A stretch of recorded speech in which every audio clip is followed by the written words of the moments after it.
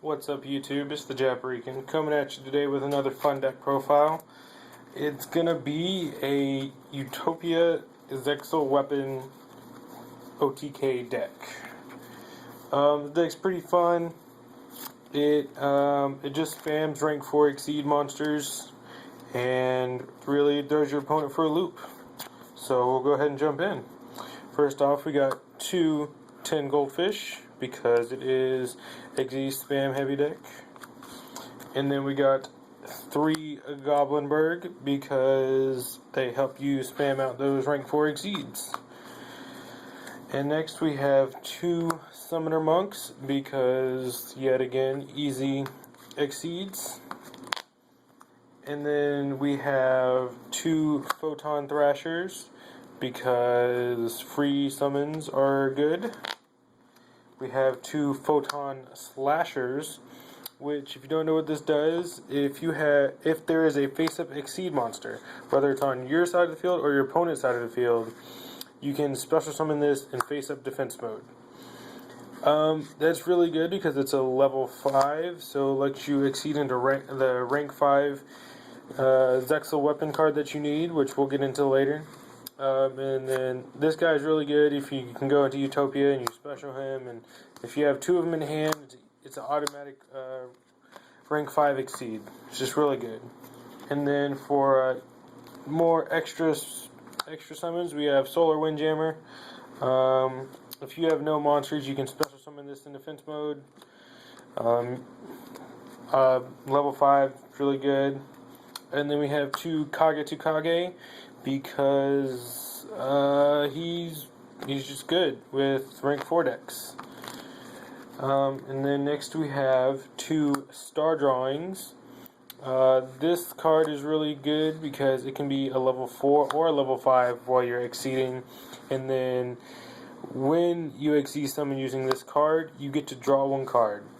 So let's say you go Summoner Monk, ditch a spell, summon this, overlay for Utopia, draw a card. And then you didn't minus because of that. And next we play Honest because we run a lot of lights and Utopia is a light. And then we play BLS because we have a lot of darks as well with Kage to Kage and Summoner Monk. And then, of course, any exceeds that we make that are dark. Then, of course, we run the 1 Gores because we don't run very much back row. And we don't like getting OTK'd. And then we have the most integral part of the deck, which is going to be our ZW Lightning Blade and ZW Tornado Bringer.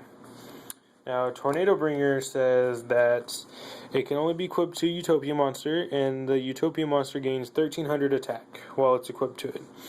And while this card is equipped to the monster, your opponent cannot target that monster with card effects.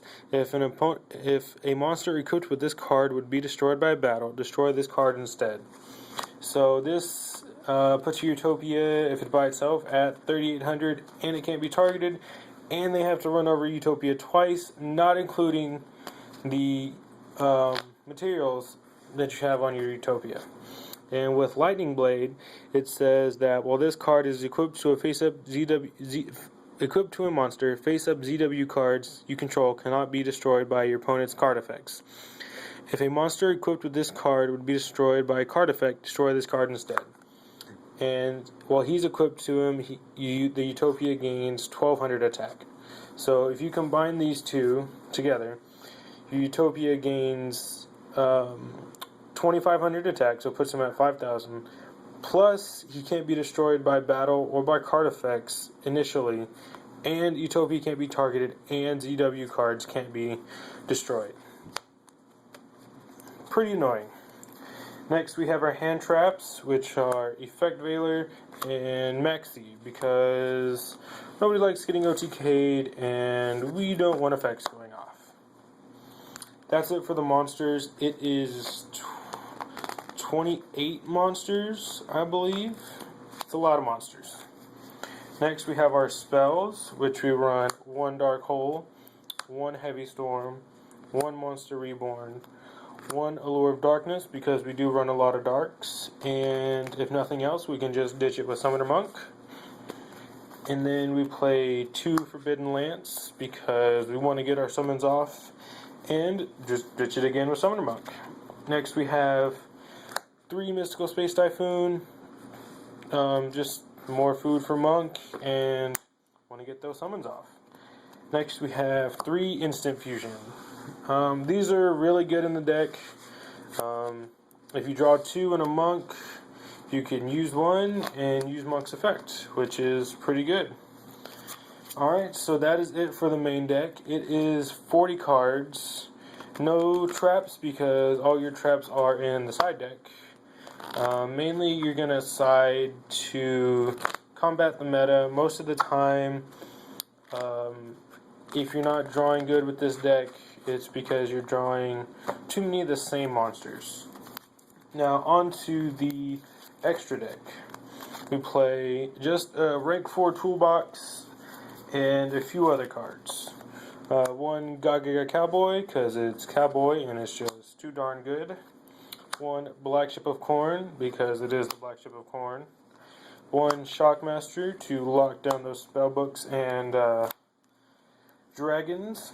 Then we play 1 King of the Feral Imps to search out Kage to Kage.